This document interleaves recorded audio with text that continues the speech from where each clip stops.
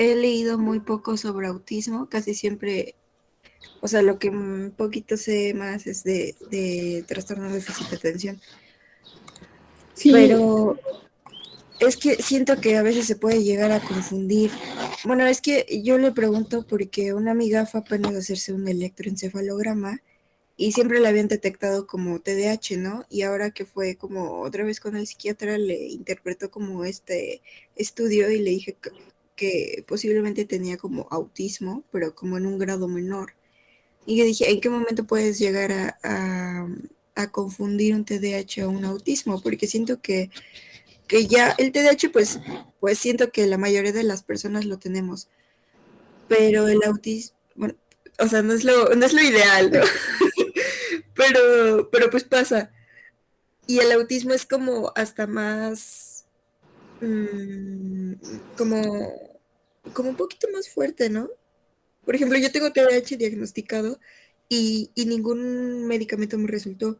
Entonces, pues lo que tuve que hacer es nada más como con terapia y así, como que arreglar, pues no arreglar, pero sí como mejorar. Por ejemplo, puede haber como varias terapias para autismo, pero en realidad eso como que ya es, pues naciste con eso, ¿no? sí, el comentario que hacía Luis de neurodivergencia es el más aceptado en estos casos. Este, el trastorno del espectro autista es una condición de autismo es una condición que se genera por la incapacidad física de poder promover filtros en la percepción. Por ejemplo, no solamente con lo que nosotros estamos hablando, percibiendo, escuchando, sino físicamente. Las personas con autismo le causa problema la ropa porque todo su cuerpo está tan ávido de tener un feedback, de tener una retroalimentación al cuerpo, que hace que ciertas prendas le sean muy dolorosas. Por ejemplo, usar una blusa puede ser para una persona con un espectro autista muy alto tan incómodo como usar una malla de protección de metal, o usar zapatos puede llegar a generar precisamente ese tipo de, de, de, de, de estimulaciones. El ruido ambiental para las personas con autismo puede llegar a ser tan o más fuerte como estar parados en una bocina de un baile sonidero, pero es porque ellos físicamente no han desarrollado suficientes controles atencionales para ignorarlo. Nosotros podemos estar en un baile sonidero con la bocina al lado y no se nos y prestándole mucha atención a la cuba que tenemos en la mano, por así decirlo, y con una conversación a señas con la otra persona. Pero una persona con autismo no puede tener esa capacidad de uso. Ahora, si todo lo está dando un psiquiatra, este debe ser un experto en la lectura del electroencefalograma, en donde sí hay patrones en el electroencefalograma que nos permite diferenciar un trastorno de déficit de atención de un autismo. Pero como médico, creo que una opinión más certera sería una prueba genética para saber o poder distinguir entre una y otra. En la práctica, como terapeutas técnicamente es lo mismo. Si tenemos un trastorno de déficit de atención tan grave que puede ser considerado un autismo, que puede ser confundido con un autismo, el plan de tratamiento es técnicamente el mismo, que sería mejorar las habilidades atencionales, sobre todo de atención voluntaria, que puede ser atención selectiva, atención dividida, atención alternante dentro de un programa de entrenamiento, puede llamarse así, y mejorar el aspecto.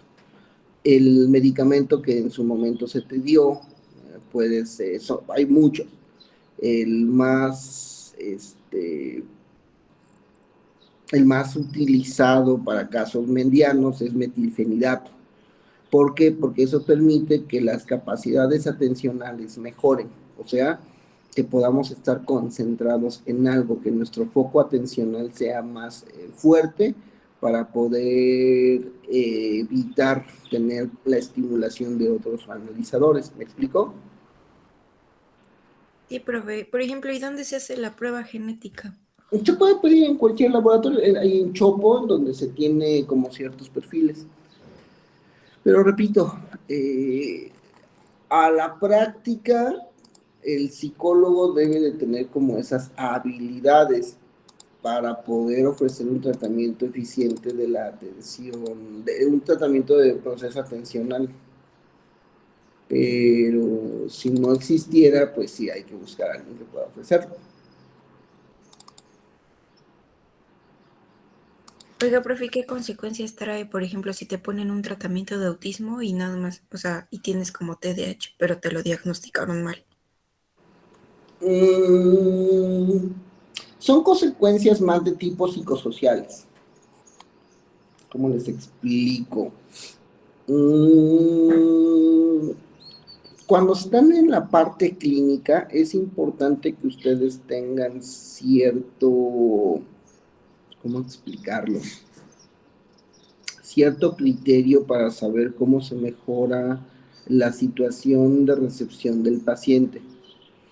Por ejemplo, eh, cuando estamos hablando de Alzheimer, una persona con Alzheimer que ya está diagnosticado por el neurólogo, por el geriatra, y que ya tenemos pérdida de memoria a corto plazo, no hay mucho que hacer. Claro que podemos como psicólogos, como neuropsicólogos, extender el tiempo de la memoria útil que tiene nuestro usuario, pero el tiempo de vida de extensión son 2 o 3 años. Entonces, en vez de que queramos como mejorar esa parte, lo que procuramos es mejorar las condiciones sociales que están en búsqueda de la familia, mejorar, establecer un sistema en donde la casa no cambie, etiquetar todo con palabras para que el uso del lenguaje que aún se conserva se pueda mantener, etcétera, etcétera. O sea, las intervenciones no son para rehabilitar a una persona o no son para mejorar las condiciones de memoria de una persona, más bien son para mejorar las condiciones alrededor de la persona. ¿Qué tiene que ver esto con el trastorno de déficit de atención? Que si fuiste mal diagnosticada, uh, entendamos que el autismo tiene peores, eh, peores pronósticos que un trastorno de déficit de atención. El déficit de atención, si se presenta en la edad, en la infancia, la probabilidad de que pase a la adultez es de un 25%, pensémoslo así. Más en hombres que en mujeres. Si pasó el trastorno de déficit de atención arriba de la adolescencia y se estableció en la etapa de la vida adulta, no hay que preocuparnos tanto del trastorno de déficit de atención, porque lo complicado del trastorno de déficit de atención es el aspecto de la educación. Las personas desertan porque la escuela deja de tener mucho sentido para ellos.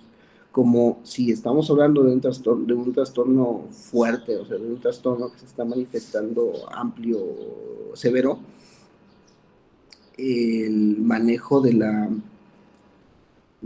condición puede llegar a ser muy difícil porque la escuela son reglas, la escuela son límites, la escuela son exámenes, son preparaciones para todo lo que se pueda hacer. ¿Me explicó? Sí, profe. Entonces, lo que se tendría que hacer en la etapa de la vida de la persona, pues no se logra, no se cumple. ¿Por qué? Porque no se tiene las habilidades educativas, las habilidades sociales, las habilidades neurológicas del infante, del adolescente, para poder salir de la escuela, de la preparatoria, de la universidad. Aparecen otras cosas, por ejemplo, conducta violenta, agresiva, tendencia a deportes extremos, comportamientos de alto riesgo, como múltiples parejas sexuales o, o el uso de sustancias. ¿Por qué? Porque precisamente el cerebro nivel trastorno de déficit de atención, no tener los límites, se ocurren esas cosas. Entonces el sistema de reglas debe de ser externo, debe de ser muy fuerte. Pero si el déficit no, o sea, ¿por qué se da en parte este déficit? Se observa que los lóbulos frontales son los que van a determinar cómo se toman estas decisiones y se maduran por ahí de los 16, 17 años en mujeres y se termina hasta los 21, en hombres a veces se termina hasta los 27 años la maduración de estos frontales. Entonces, cuando se maduró todo el cerebro y no se logró sobrellevar el problema de déficit de atención, sí tendremos que pensar en otras cosas sociales. El autismo tiene un pronóstico diferente. El autismo, depende de la gravedad, se espera que los padres incluso abandonen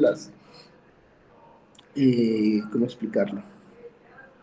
Abandonen la, las esperanzas de una formación o de una educación formal, que si bien hay muchas personas que pueden ser considerados con un alto CI, es porque ciertas áreas de esa persona se enfoca en solamente un área de la vida.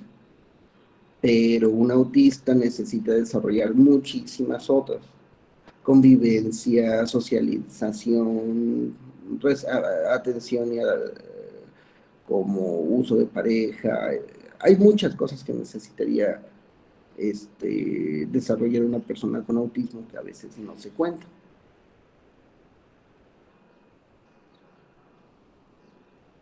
Ok, profe, muchas gracias. Vane no está, ¿verdad?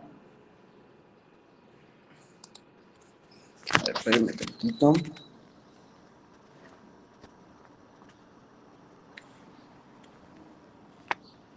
Porque para...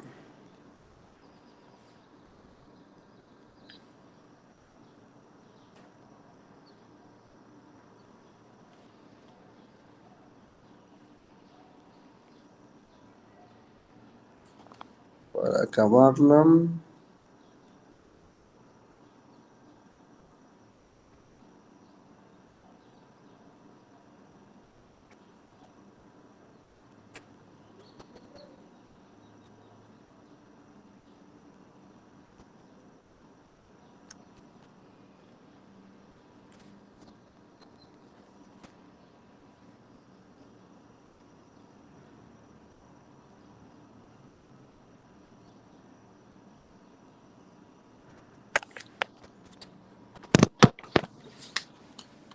Bueno, denme un minutito en lo que consigo el documento.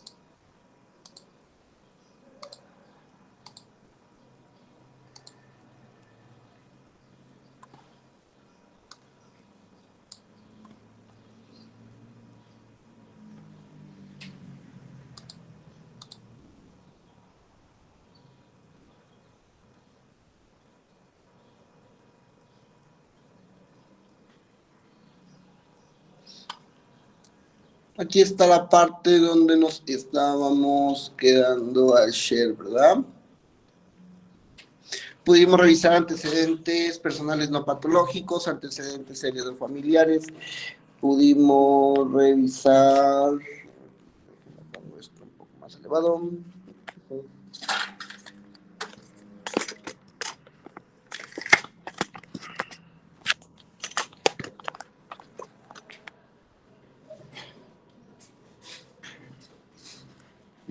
ahí está un poquito mejor, ¿no? Listo, antecedentes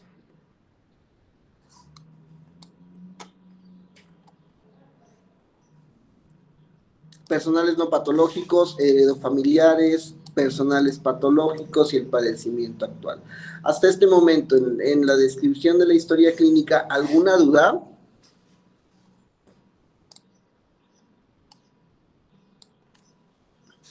Vamos con estudios médicos realizados.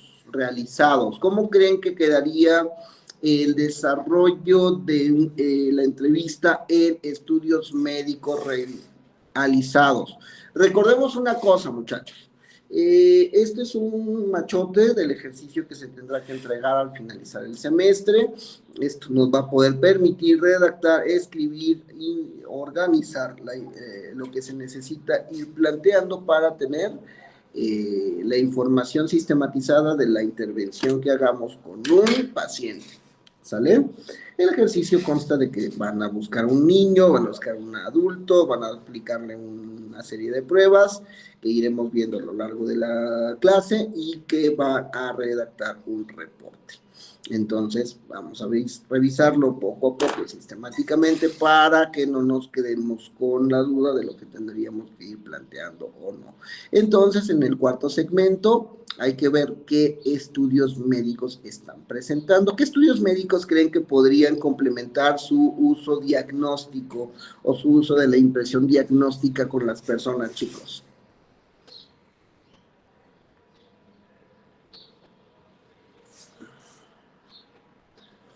Vale.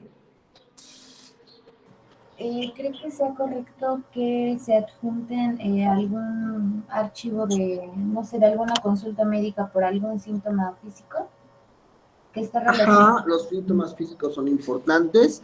Podríamos observar el uso de medicamentos, por ejemplo, clonazepam, por ejemplo, el prazolam, por ejemplo, lo que habíamos comentado con Maricristi, el metilfenidato, y esto nos va a decir de qué sentido podríamos observar, sufre problemas para dormir, sufre ansiedad o ha sido diagnosticada con un trastorno de déficit de atención. ¿Qué otra cosa, Jan?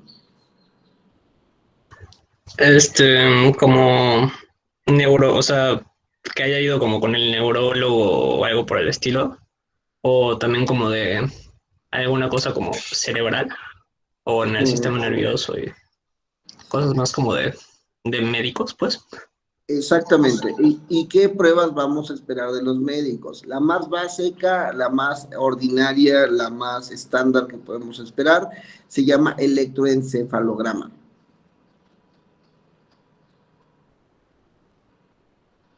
El electroencefalograma es una prueba que nos permitirá saber cómo se encuentra en ciertas áreas del cerebro la conductividad eléctrica. Fabulosa prueba, esperemos que algún día revisemos un poco de cómo es y para qué sirve.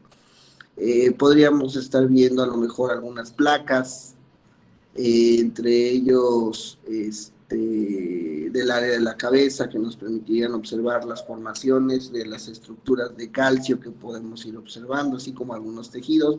Nosotros no tenemos mucha incidencia en eso, pero a veces llegan. ¿Qué otros estudios de laboratorio podrían estar llegando? A su vez, pruebas de función hepática, pruebas de hormonas, podrían estar llegando a lo mejor perfiles de tiroides, etcétera, etcétera, ¿sale? ¿Por qué es importante esto? Por lo que habíamos comentado ayer. Hay ciertos trastornos que vienen acompañados de ciertas características, ¿vale? Y entre ellos el perfil tiroideo nos podría dar un aspecto de cómo se encuentra el aspecto hormonal. Importante poner cuándo se realizó y qué se encontró. Cada uno de los estudios viene con una interpretación por parte de los médicos. Los médicos tienen, así como nosotros, que dar dos resultados. dar el resultado cuantitativo y dar el resultado cualitativo, ¿cierto? Bueno, veamos los medicamentos, ya lo dijimos en este momento, los medicamentos son fármacos que toma el paciente actualmente. Es importante poner una tabla, nombre del fármaco, sustancia activa y ver cuáles son el gramaje y la posología. ¿Qué es eso, chicos?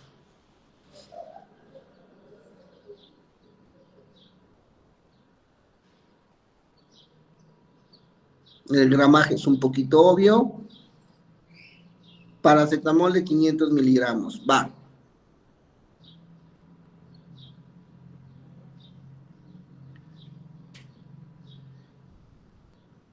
Metilfenidato de 60. Ácido acetilsalicílico de... ¿cuánto?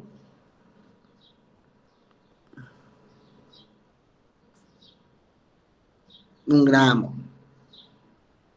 De 500. Hay una medicación de ácido acetilsalicílico que es preventiva, que es de 200 miligramos y no es el regular que nosotros tomamos para quitarnos el dolor de cabeza. Entonces, tener todo eso presentes. ¿Por qué? Porque los médicos tienen sus estándares, tienen sus guías, tienen sus procesos de intervención que permiten entender todos esos procesos, ¿sale? Sí, profe. ¿Qué es la posología? Son las dosis que determina que el doctor tienes que tomarte, ¿no? Que ese es desayuno, comida, cena, una cada 24 horas. Aplicar una cada 12 horas por tantos días. Ese es el proceso de posología, ¿sale? Importante tenerlo. De medicamentos, ¿por qué nosotros nos interesaría tener la medicación de un usuario?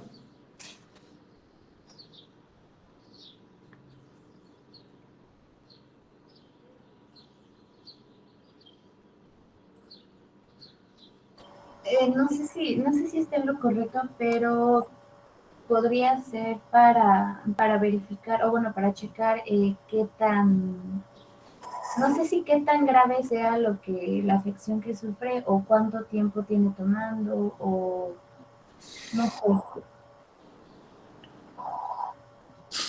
Porque también los medicamentos afectan algunos aspectos de la actividad psíquica, ¿sale?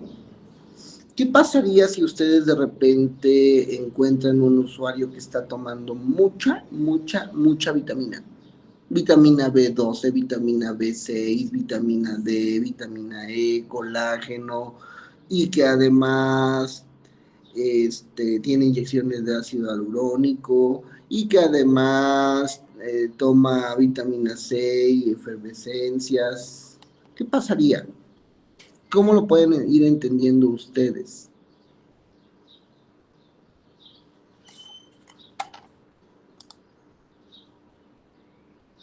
¿Qué tendríamos que ir sospechando?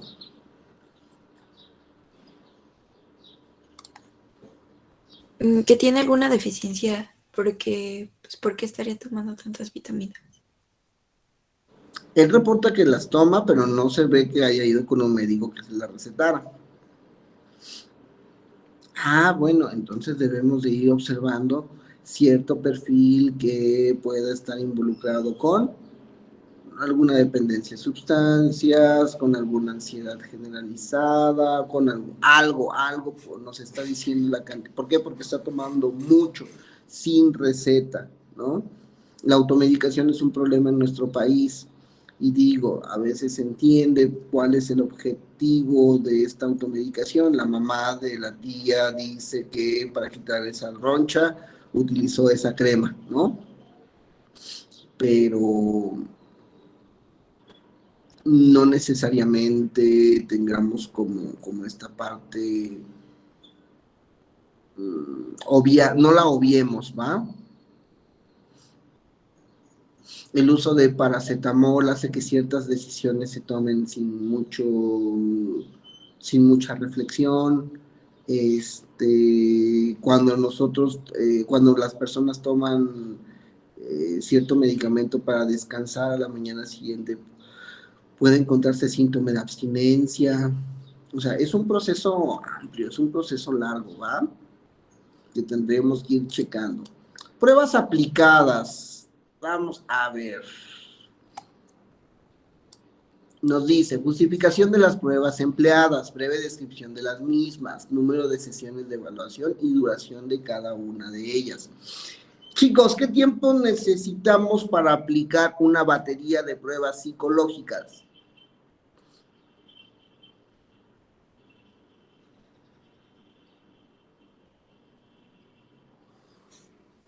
Yeah. Creo que depende de la prueba, ¿no? Porque, y también depende hasta de la edad, porque con un niño creo que si te pasas de 15 minutos ya es como se va a hartar y como que puede interferir, entonces, o sí, o sea, digo que depende de la prueba. Cuando hagan su observación, sí les pido que tengan cuidado de decirle al infante, de decirle al señor, nos vamos a llevar de 2 a 3 sesiones de evaluación. ¿Por qué? Porque puede llegar a ser complicado. La aplicación de pruebas neuropsicológicas es más compleja para el que aplica que para el que la recibe. ¿Por qué? Porque nosotros debemos de estar muy al pendiente de cómo se van dando los procesos, no solamente de cómo del proceso ni del resultado, sino de cómo llegamos a esa parte, lo que comentábamos ayer, análisis cualitativo y cuantitativo de la situación, ¿sale? Pero, uy, ya se desconectó la computadora. Ahorita aparece. Mariana, no lo había visto, buenos días. Pero dentro del aspecto de evaluación, vamos a necesitar tener mucha habilidad para hacer el registro de los resultados de la memoria, de los resultados de la atención, de los resultados del procesamiento del lenguaje, para poder ir plasmándolos dentro del documento. Se le piden entonces 2 o 3 sesiones, también observando que el adulto a veces se puede cansar. Hay pruebas muy extenuantes, por ejemplo, las pruebas de atención. Cuando aplicamos una batería neuropsicológica para la evaluación de la atención, debemos de ver hasta dónde podemos dominar este proceso atencional y a veces damos 1 o 2 vueltas a funciones como atención selectiva, atención dividida, atención alternante, y esto suele ser cansado, suele ser costoso para todos, ¿no? Otra vez se fue. ¿Qué otra cosa?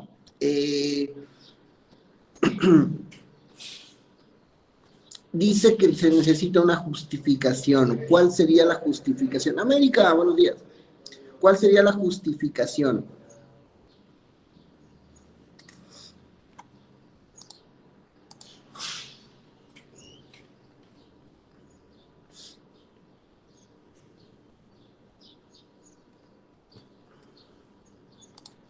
Regularmente se da una pequeña viñeta descriptiva de la prueba.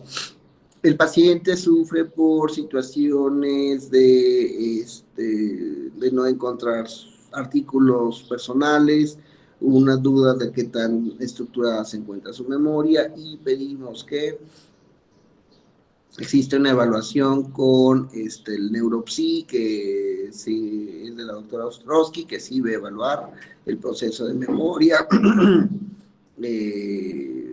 dentro del usuario. Va. Justificación, la prueba neuropsicológica neuropsi permite la evaluación inicial de los aspectos más importantes del área cognitiva en población mexicana. Con este tipo de descripciones nos permite perfectamente dar a entender qué es lo que estamos haciendo. ¿Por qué? Porque recuerden que los reportes no se quedan con profesionales de la misma área. O sea, nosotros vamos a escribir para que un médico, para que un psiquiatra, para que otro psicólogo pueda leer lo que nosotros estamos haciendo y ellos entiendan cuál fue el procedimiento que se realizó y cuáles fueron los resultados que obtuvimos. Eso sí nos permite una diferenciación, ¿sale?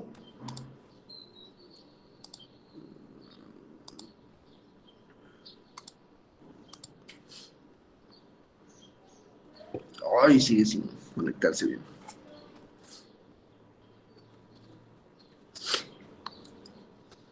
De ahí, presentación y conducta, es lo que sigue. Déjenme ver si ya puedo. El siguiente punto es la presentación y la conducta. Hay que hacer o buscar una descripción del usuario, cómo se va presentando al tratamiento, a las sesiones, a la entrevista, a lo que tengamos que proponer, ¿sale? ¿Qué creen que sea importante dentro de la presentación y la conducta con el usuario? De observar, pues.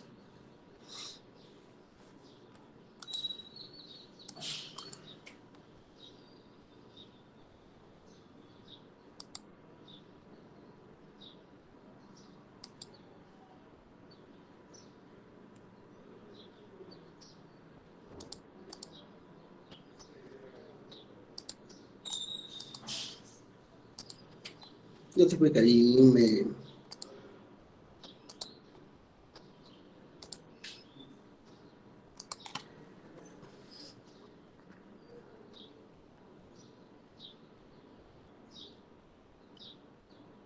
Chicos,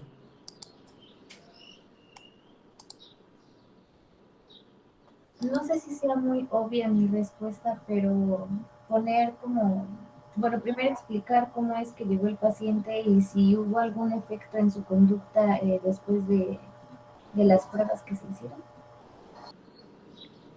no necesariamente de las pruebas, sino de cómo se presenta el paciente durante todo el tratamiento, durante todo el proceso.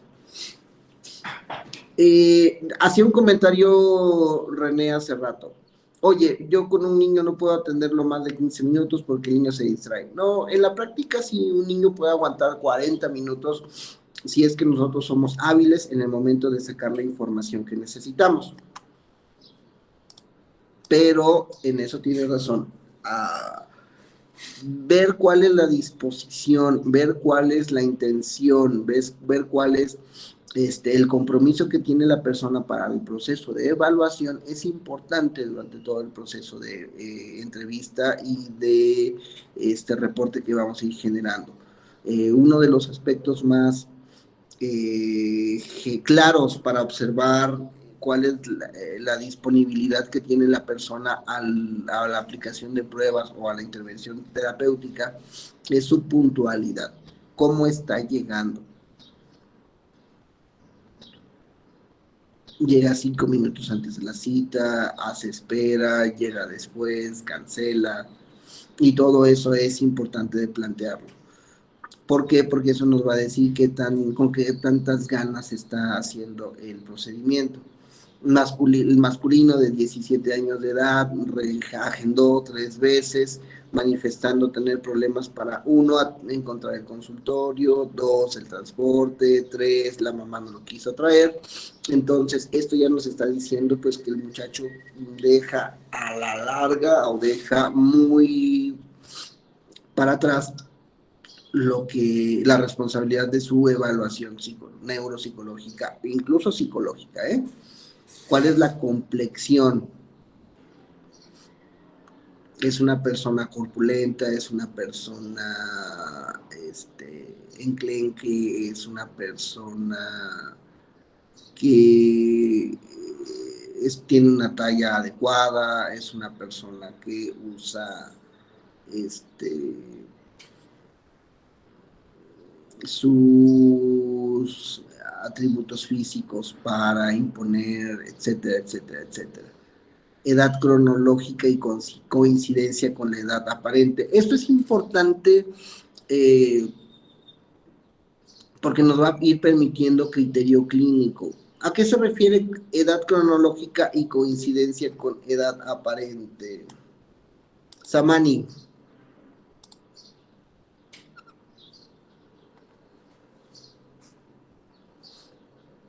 Tenemos oportunidad a Samani, Maricristi.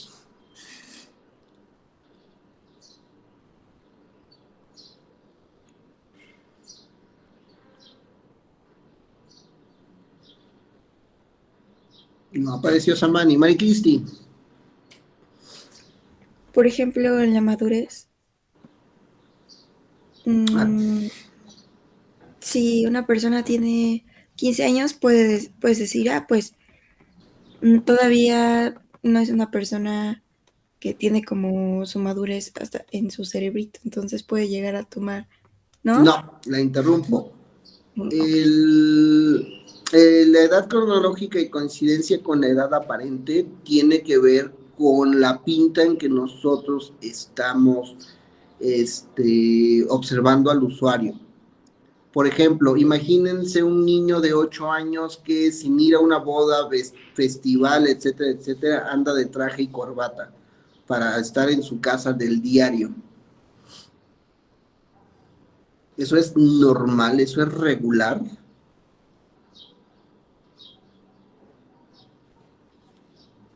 No. ¿Por qué no?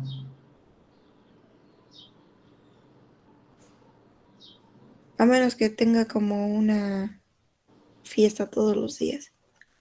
Es que la vida es una fiesta, María Cristi. Bueno, sí, pero para un niño eso no es cómodo.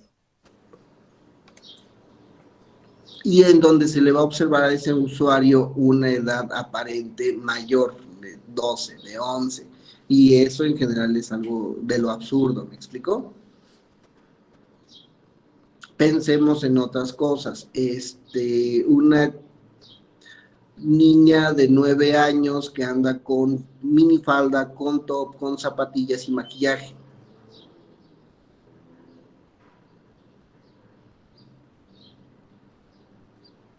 Ya entendí. Cuéntenos. Que no quiere ser pues una niña.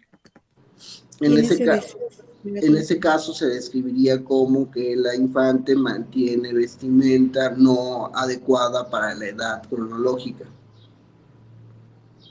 o ropa con hipersexualización para la edad aparente. ¿Me explicó? Un top, una minifalda y unas zapatillas es para una persona de 17, 20, 25 años, pero para una de 8...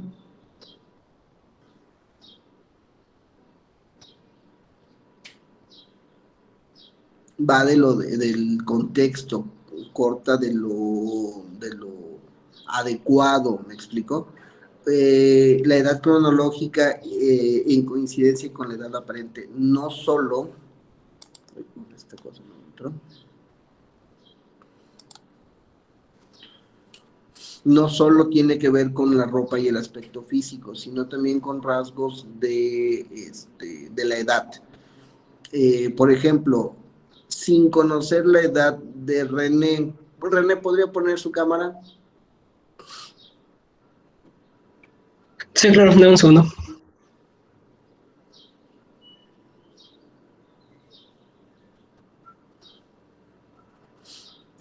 Chicos, ¿cuál sería, sin mayor miramiento, la edad que tiene René? Chale. América. No sé, o sea, por la barba, unos 25 años. Rasgos como faciales. 21 años. Rasgos faciales, ojera, hundimiento de los ojos, la salud percibida del cabello. Todos esos rasgos son cosas que a nosotros nos van impresionando más o menos una edad. ¿Me explico? ¿Cuántos años tiene René? 22. Entonces, la barba, cierto descuido de la piel, etcétera, etcétera, nos van subiendo, nos van quitando edad. Y ahorita que tengo en pantalla América, sin saber la edad de América, ¿cuál es su edad aparente? 19. Yo le veía como unos 20, 22. Dice Bárbara, 22 años. ¿Cuántos años tiene América? Tengo 18. Este año 19. Quizá por el tono, por la forma del cabello, por las prendas de vestir, aparenta aproximadamente 20 años. No significa que tenga que ser exacto, solo significa que, por ejemplo, la edad que está presentando el paciente en su fecha de nacimiento sea concordante con más o menos el aspecto o la pinta que presenta. Si América viniera con el cabello recogido, con un traje sastre, con una blusa de cuello alto, ¿cuánta edad aparente impresionaría? 25, 27. Si ya le pusiéramos un traje de solapas amplias y le pusiéramos anillos y cadenas en todo el pecho y un reloj carísimo, impresionaría de 29, 30 años, ¿me explico? Pero ese tipo de presentación y conducta también influye. Oye, ¿por qué las personas están buscando más o menos edad aparente? Hay personas que van a llegar muy extrañas. Ya les conté el caso de la psicóloga que atendía en el centro y que llegó la persona con 7 prendas de vestir. No, profe. Bueno, ahorita les cuento. En la presentación y conducta, ay, odio esta cosa, permítanme tantito, es que...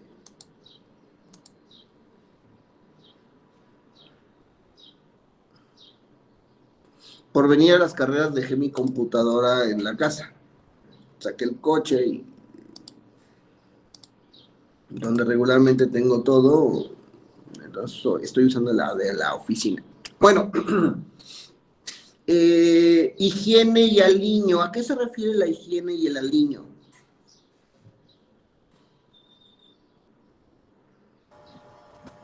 A lo mejor qué tan arreglado, bueno, no arreglado, sino creo que a simple vista se puede ver la higiene que tiene cada persona, ¿no? Si viene despeinado, si viene... Ese es aliño. Si viene peinado, si viene con ropa planchada, si viene con ropa limpia, si viene con buena presentación, o sea, sin mucho escote o sin muchas cosas extravagantes, ese es el aliño. ¿Qué tanto estoy poniéndole atención a mi imagen en el sentido físico? La higiene es otra cosa. ¿Dónde nos podemos ver que viene con higiene negligente? A lo mejor sí se ve, no quiero sonar muy crítico, ¿no? Pero a lo mejor sí se ve que tiene el cabello como estropajudo o... ¿Cómo qué? Estropajudo, perdón, o seco o si tiene mal aliento, no sé.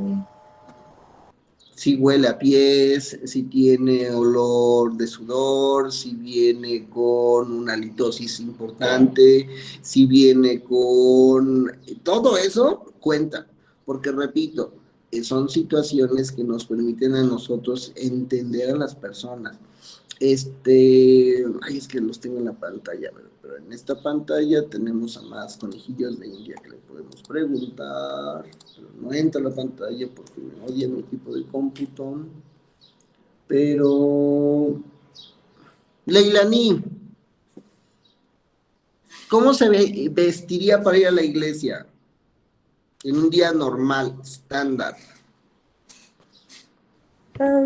Pues yo supongo que llevaría tenis, pantalón a lo mejor de vestir o normal de mezclilla, quizás una blusa arriba, depende también del clima, ¿no? Si no, una chamarra encima o una blusa normal, ya sea de manga corta o de manga larga, ¿no? ¿Por qué no llevaría? ¿Dónde? ¿Por qué no lleva una minifalda? ¿Por qué no lleva un escote de la espalda abierta? ¿Por qué no lleva maquillaje como para ir a una boda? Yo creo que porque supongo que no es el tipo de evento para llevar una vestimenta así un poco más reveladora, un maquillaje más como extravagante o producido. Y es exacto lo que usted comenta, no es la situación, no es el evento. O sea, hay cosas que debemos de entender como tradiciones sociales y culturales. Y con el psicólogo no vamos a una fiesta, por así decirlo. Pero es importante entenderlo. ¿Por qué? Cuando, esta no es mía, esta nos las platicó una profesora, que por ahí de los 90 una vez puso un consultorio en el centro de la ciudad de Puebla y llegó una persona a consulta, ¿no? En ese tiempo, pues, no había tanto uso de citas, ni el manejo de internet, entonces, pues llegaba una persona, la consultabas, ¿no? ¿Cómo se enteró? Quién sabe, pero tú, pues chamba, ¿no? Y esta persona, de repente, de la nada, llevaba 7 camisas y llevaba 4 pantalones. Su olor era desagradable, era pútrido, y iba despeinado. Pero repito, chamba, ¿no? Entonces esta persona a lo largo de toda la consulta empezó a quitarse la ropa. Hasta ahí, hablando de la presentación y la conducta, ella lo cuenta como un error, porque fue un error. Y nunca tuve que darle acceso al consultorio. ¿Por qué? Porque ignoré muchas señales que estaban ocurriendo. Entre ellas, pues que solamente una persona en condición de calle, con esquizofrenia, con algún trastorno emocional, puede tener pues ese tipo de comportamiento, ¿no? Entonces, este usuario en ese momento se empezó a quitar la ropa e intentó abusar de ella. Claro, se protegió y salió, pero dice, si me hubiera puesto más atención en ese momento, muchas cosas se hubieran evitado. Y con señas tan sencillas como la ropa. Apenas tuve una paciente, bueno, tengo una paciente, una femenina de 14 años, que anda con 3 sostenes en el día a día. ¿Qué sugiere eso?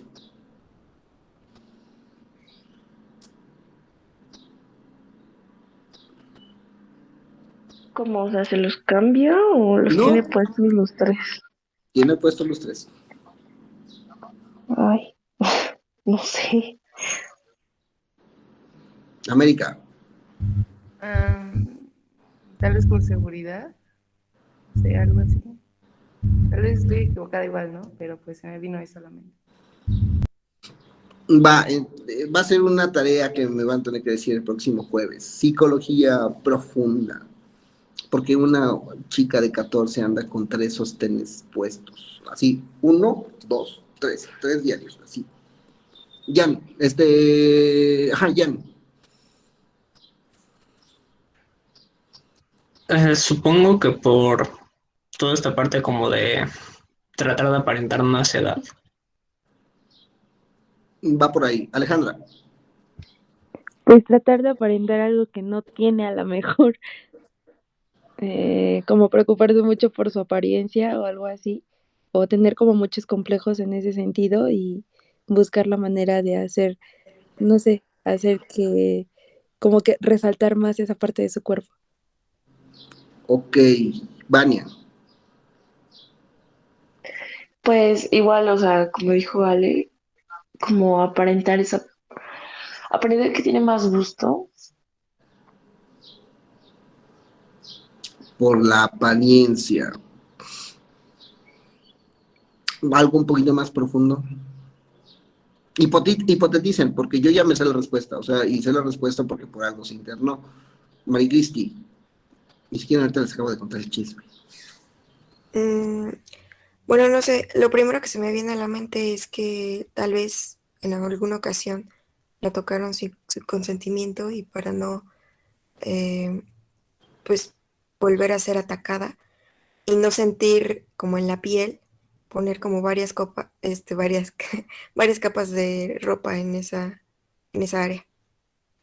Va por ahí, pero es al revés.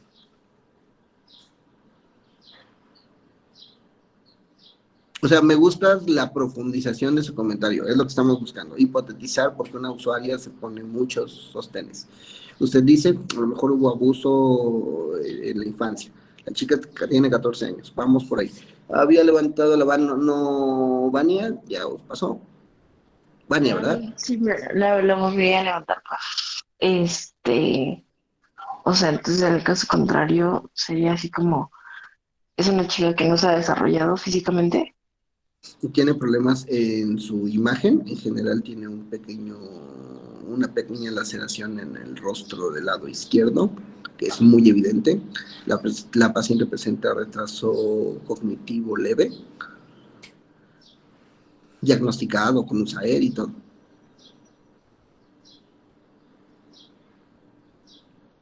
América. Tal vez podría ser que le gusta aparentar como que más edad, pero también le gusta por tal vez la atención.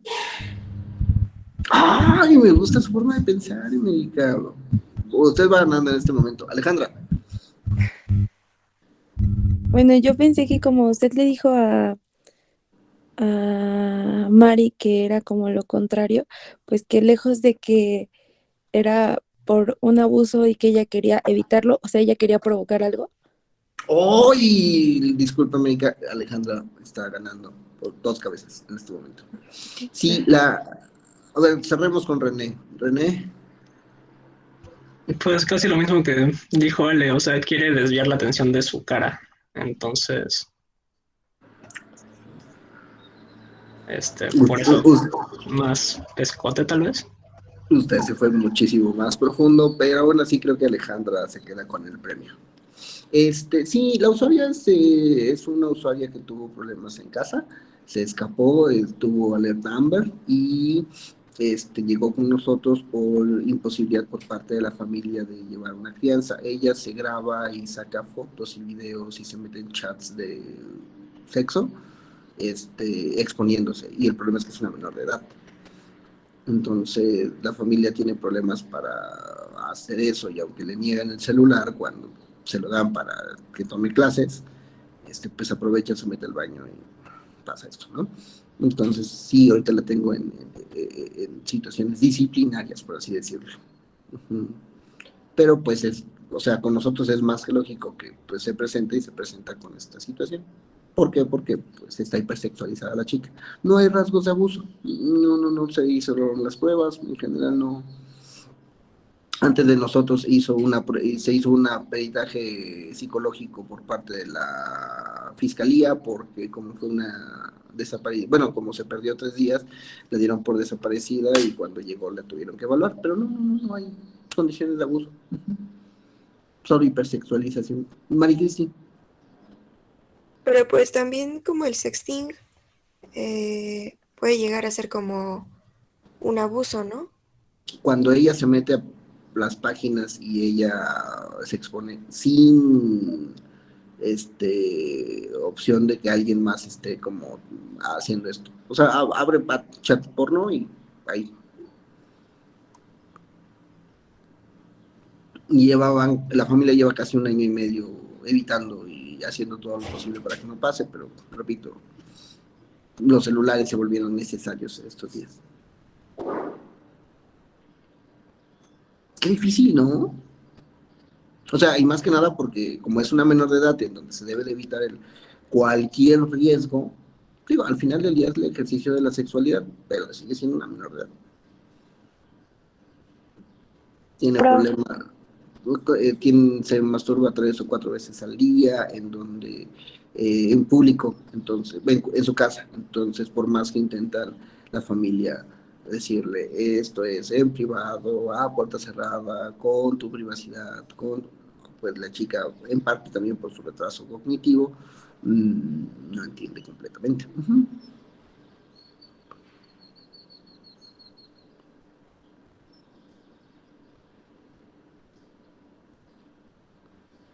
Pero bueno, eso es un signo de una situación diagnóstica clínica que está detrás. Para nosotros es evidente porque pues ya sabíamos la historia. Pero de la nada y viendo que la chica tiene 3 sostenes, ¿por qué? Que repito, todo suma, ¿va? Entonces, incluso en la presentación y la conducta es importante que nosotros tengamos esta cosa. Hay una regla cuando se hace psicoterapia clínica. Mari Cristi. Una pregunta, pero, o sea, tal vez era como evidente, ¿no? El que tenía como 3 sostenes de la chica, pero, o sea, nosotros podemos preguntarle, oye, ¿por qué? O sea, tal vez no tan golpeado, pero así de, oye, ¿por qué tienes 3 sostenes? O lo tienes que ir como, pues, sí, o sea, ¿cómo llegas a saber? En la práctica son cosas que tenemos que hacer y que mañas que tenemos que tener. Se llama personalidad terapéutica, ¿sale? Por eso le estamos dando toda esta vuelta a estas cosas, porque cada uno de los aspectos en evaluación implican algo, significan algo, generan cosas, ¿vale? Repito, no estamos viendo ahorita el reporte nada más por mis pelotas, no, es porque si van a aplicar pruebas neuropsicológicas, son aspectos que tienen que ir observando en el interlocutor con el cual le van a aplicar las pruebas, ¿sale? Por ejemplo, abra su cámara, Maricristi. Ay, ay, ay, ay. Ay, güey.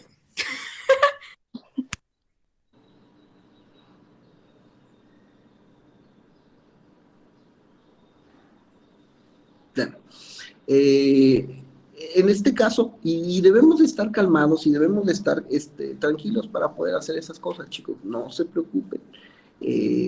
Por ejemplo, ayer que teníamos pequeña evaluación bueno, pequeño role-playing de evaluación con esta de Vale, oye, vas preguntando, pero eso no significa que nos estamos metiendo en la intimidad, sino que debemos de cerciorarnos de las cosas, aunque a veces, sobre todo, temas de religión, política, sexualidad, familia, pueden llegar a ser complicados.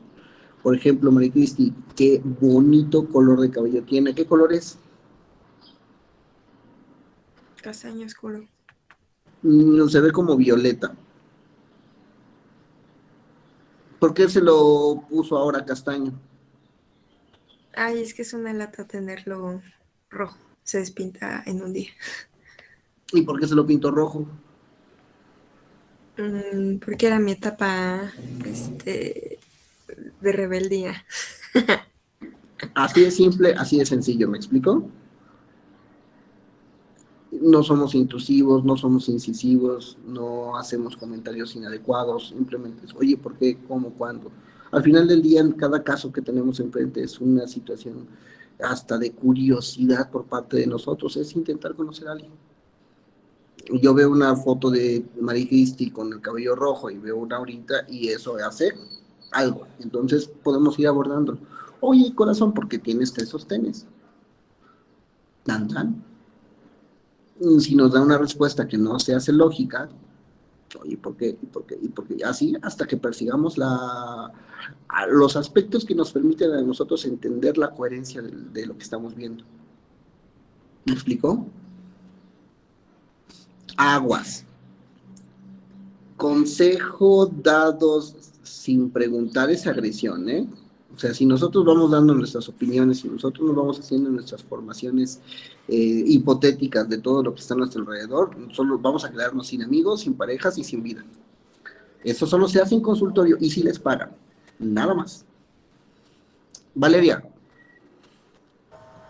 Y si el paciente se pone a la defensiva con las preguntas que le hacemos, ¿cómo logramos buscar la razón de o la respuesta a las preguntas que tenemos sin que se siente invadido? Juego de rol. Yo me voy a poner como paciente agresivo. Pregunten lo que quieran. No sé, por ejemplo,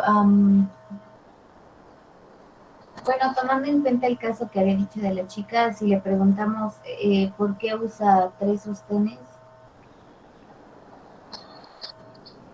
y nos responde algo como que importa o no sé, algo que en donde se muestre tajante y que no quiere hablar del tema, ¿cómo hacemos para volver a entrar en ese campo sin que la chica se sienta agredida o algo por el estilo?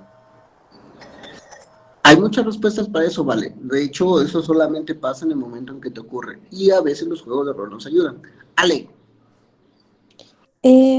Quería preguntarle si está bien o es correcto, por ejemplo, en este caso, poniendo como ejemplo que Vale habla acerca de que la persona se pone en un plan como en el que se sienta ofendido, ¿Es viable, por ejemplo, si ahorita cambiamos los roles, ¿no? Y usted es como el paciente y usted se pone ofendido, yo hacerle como un comentario acerca de mí, o sea, como poniéndome de ejemplo, como diciendo, sí, como yo, a veces tengo ciertas actitudes también, pero, o sea, como decirle cierto tipo de cosas, eh, a lo mejor poniendo como un ejemplo allegado a la situación, pero conmigo para como amenizar la situación o no es lo recomendable.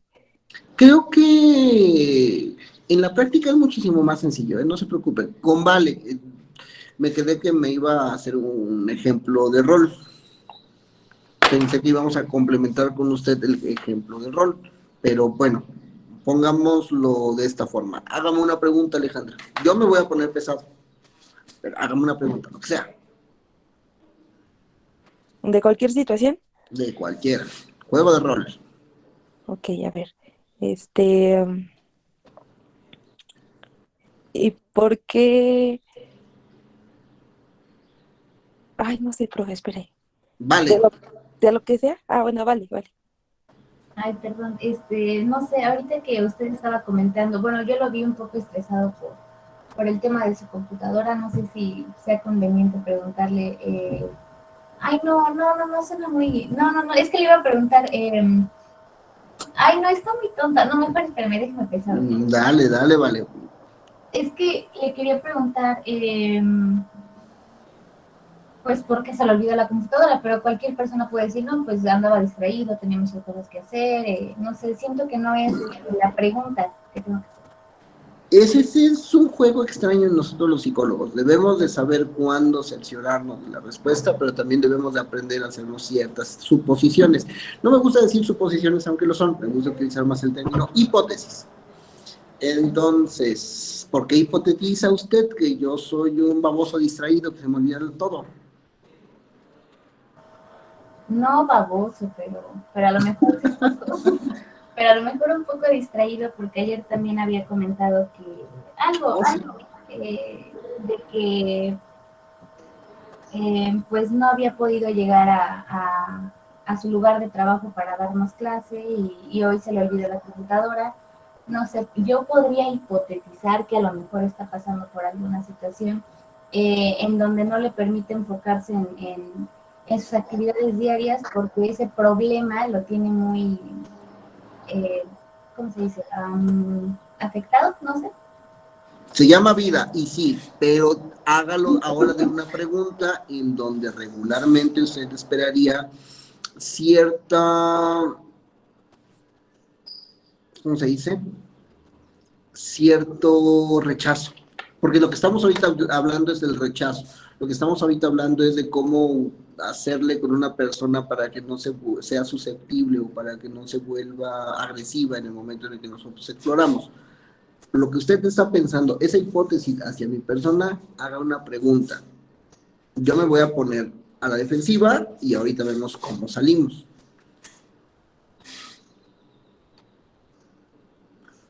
A ver, este, tuvo, tuvo algún percance antes de llegar a la escuela que no le haya permitido eh, tener, bueno, acordarse de su computadora. Ay, profe, es que siento que mis preguntas están muy,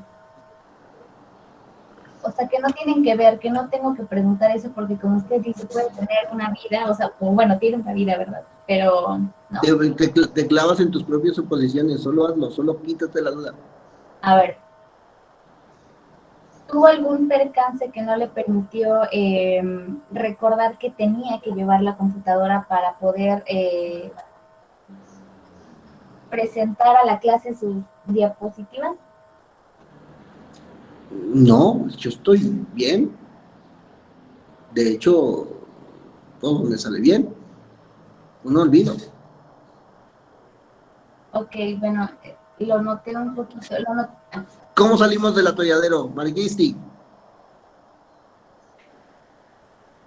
Ah, canijo.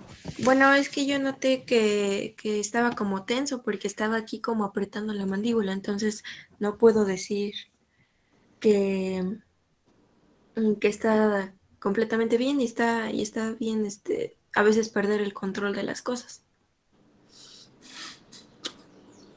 Puede funcionar. Le pasa a todo el mundo. Y seguimos adelante, ¿me explico?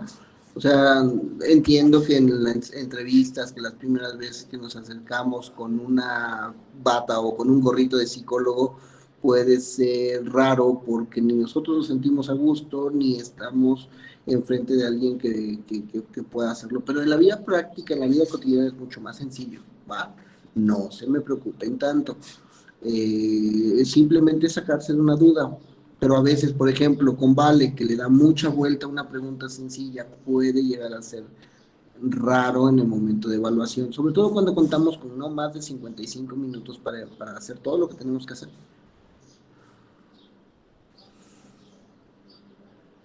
Por ejemplo, Jan, ¿por qué usa esa barba de esa forma?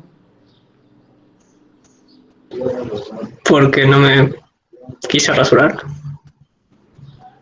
Y si ponte más agresivo, de nuevo, ¿por qué usas la barba así? Porque quise. Está de moda, ¿verdad? Sí. Tan. Comentarios que nos permiten relajar mucho la situación. Pero se van dando con la práctica, se van dando con la experiencia. A diferente de, no, a mi clase no vienen barbones. ¿Por qué? Porque mire, está súper desaliñado. Eso sí, dentro del reporte pongo higiene adecuada, pero al niño desadecuado, etcétera, etcétera. Aunque la verdad, si Jan se presenta hacia un consultorio, está en su derecho. Que viniera con la mitad de la barba y la otra no, aguas, eso ya me está diciendo otra cosa. ¿Me explicó? ¿Por qué? Porque me está diciendo o me está llamando muchísimo la atención a algo que es poco regular. Pero en general, ese aspecto es muy tranquilo. Es normal encontrar una persona con 3 sostenes y en donde son evidentes, ¿no? Incluso sería muy inadecuado que llegara un hombre con toda la camisa abierta y súper engomado y muy oloroso. ¿Por qué? Porque algo también nos está comunicando. Marigris. Yo tenía una pregunta, profe. Por ejemplo, sí, está padre esto, ¿no? Si la chica de 14 se pone a la defensiva. Pero ¿qué pasaría si, por ejemplo, como está, pues, desafortunadamente acostumbrada a la hipersexualización, tiende a como a coquetear con usted, que es pues, el psicólogo, así de que, ay, ¿por qué quieres ver lo que hay debajo? O ese tipo de cosas. Como, o sea, como que la pones, pues, no en su lugar, pero sí de que, oye, no, pues, te pasa. Oye, no soy la persona para eso. Soy tu psicólogo y tú eres mi paciente. Ok, ya entendí. Sí. Punto. El límite se propone desde el principio. Y en ese caso, por ejemplo, si se atiende en un consultorio, el consultorio tiene todas las señales para hacer eso. Entiendo que puede haber muchas filias que permitirían ir a tener sexo a una iglesia, pero regularmente a la iglesia se va a orar, no necesariamente se va a convivir. ¿Me explico? Y el peso institucional es el que genera muchísimas de las condiciones de límites y de reglas. Cuando se rompen aguas. Es claro que yo vaya a cualquier playa con un traje de baño, pero es muy ilógico que vaya a la cafetería en un traje de baño.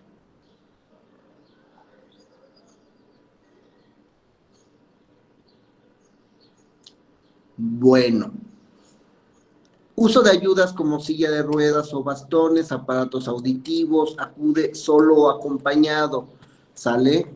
¿Dónde se desarrolla la condición y en qué condiciones de evaluación, ¿sale? Esto también es bien importante. No es lo mismo atender en un consultorio que atender en el cuarto de la persona, que atender en una cama de hospital, que atender en la tortería que nos prestaron en una mesa para aplicarle la prueba, ¿sale? Todas esas condiciones son importantes de proponer y de prestar. Porque si estamos haciendo una prueba de atención que tiene que ver que sea en la lonchería Doña Mari a que sea en el consultorio del Ángeles? ¿Cuál es la diferencia?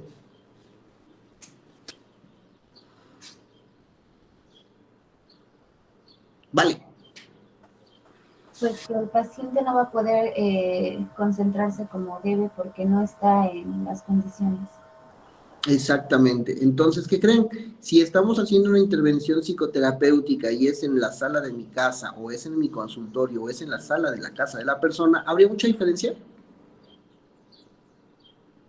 No, es una sala. Contextualmente distinta, pero es una sala. Ah, estoy haciendo una intervención emocional psicoterapéutica y estoy en el cuarto del paciente y estoy en la sala de mi casa. ¿Hay diferencia?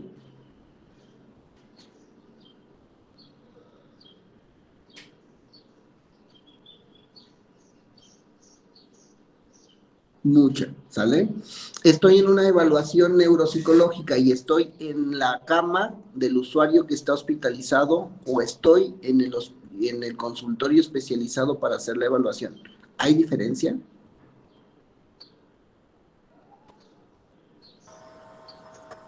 Creo que sí.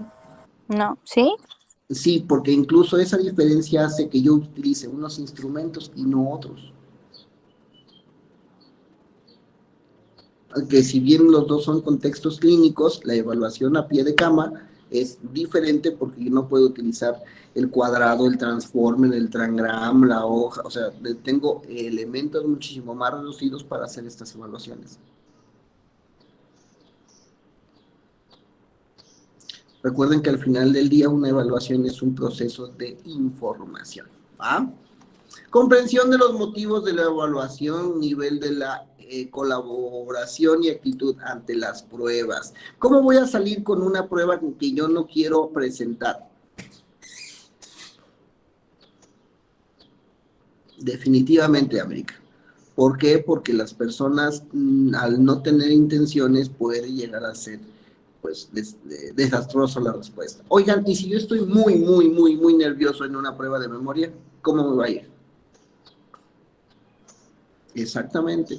¿Por qué? Porque las formas en las que yo estoy con esta actitud para poder tener una respuesta cambia definitivamente. Si yo estoy ansioso porque no me gustan las pruebas, si yo estoy nervioso porque de por sí no me siento muy cómodo cuando me preguntan cosas, ahora imagínense que me dicen, le voy a hacer una prueba neuropsicológica para ver cómo se encuentra su cerebro. ¡Oh! Oigan, si yo no me hago la prueba de sangre para no saber que tengo colesterol, porque me da miedo, porque me van a hacer hipertenso, porque voy a estar gordo toda mi vida, me van a salir varices y me va a reventar una vena. Hay pacientes que piensan en esas cosas, ¿vale? En lo personal yo me pongo muy nervioso cuando estoy enfrente de una patrulla y no he hecho nada. Pues, ¡ay, la patrulla! O sea, ¿me explico? Entonces lo que buscamos ahí es bajar los niveles de ansiedad, bajar los niveles de nerviosismo en los usuarios para poder hacer buenas pruebas. Cuando los pacientes se fatigan mucho y después de 40, 30 minutos, a veces hay que valorar si seguimos con la evaluación o lo dejamos ir. ¿Por qué? Porque pacientes fatigados no dan buenas respuestas y al final del día tampoco es hacerle que tengan malos resultados nuestros usuarios, simplemente que podamos observar la capacidad que tiene el usuario con la función, ¿sale? Pertinencia del comportamiento con respecto al contexto, alteraciones neuropsicológicas evidente, conciencia del déficit. En este caso hay personas que saben o entienden y responden a todo lo que se está observando. Resultados, perfiles y o tablas de resultados cuantitativos de las pruebas aplicadas. En este caso hay que tener claro que hay que mostrar los resultados en tablas de forma más organizada, ¿sale? ¿Y cuáles van a ser los hallazgos que vamos a encontrar? Ya son hallazgos neuropsicológicos. El primero es la exploración del lenguaje. Cuando nosotros tengamos las presentaciones por equipo, vamos a ver todos estos puntos, pero déjenme como adelantarlo para que tengamos precisamente una mejor óptica de lo que estamos o de lo que vamos a ver. En el lenguaje vamos a ver los aspectos, las categorías de la comprensión, de la expresión y de la escritura, así como de la lectura para poder entender cómo se encuentra estructurado el lenguaje, ¿sale?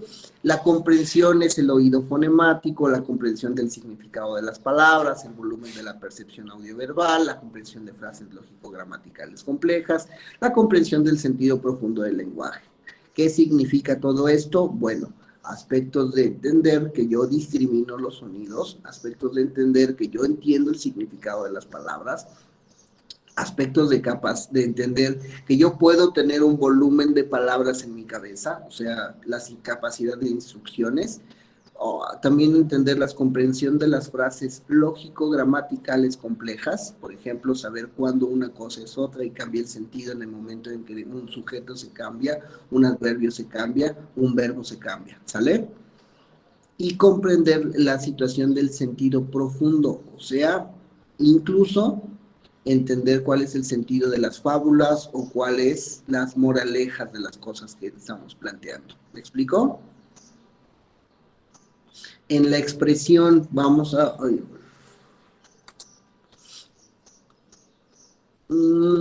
¿saben qué? Ya de aquí sí nos vamos a ir como con muchas cosas descriptivas.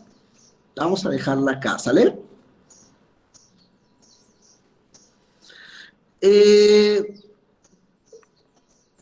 Estoy mandando mensajes a jefe de grupo para tener la guía de examen. Recuerden el contenido de lo que estuvimos viendo en las últimas, antes de vacaciones, y probablemente nos llevemos una clase para hacer un repaso general de lo que vamos a hacer en el examen. No le pude ayer poner la ventana y René, se la pongo esta tarde, por favor, y subo las clases lo antes posible. ¿Dudas, preguntas, chicos? No, profe. Perdón, qué ventana, me perdí. Lo que me pidió para su reporte. Ay, qué susto. Perfecto. Bueno, cualquier cosa, estoy por aquí, muchachos. Un saludo, feliz fin de semana. Gracias, Hasta profe. luego, Igualmente. profe. Gracias, profe, igual. Cuídense. Hasta luego.